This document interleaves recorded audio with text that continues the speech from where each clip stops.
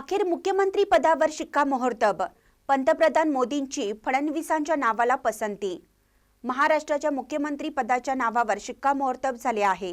मुख्यमंत्री पदासाठी पंतप्रधान नरेंद्र मोदी यांनी देवेंद्र फडणवीस यांच्या नावाला पसंती दिल्याची माहिती भाजपच्या वरिष्ठ नेत्यांनी एका मोठ्या न्यूजला दिली आहे.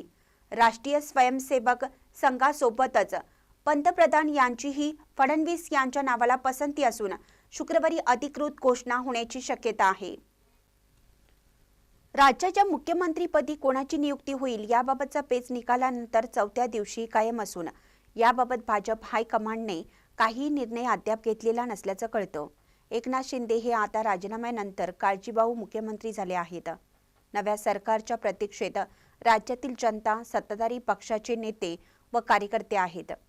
भाजप मुख्यमंत्रीपदावर ठाम असून 2 डिसेंबरपूर्वी राज्यात नव्या सरकारचा शपथविधी होण्याचे चिन्ह नसल्यामुळे मुंबईत आलेले सत्तारूढ पक्षाचे आमदार आता आपापल्या मतदारसंघात परतू लागले आहेत.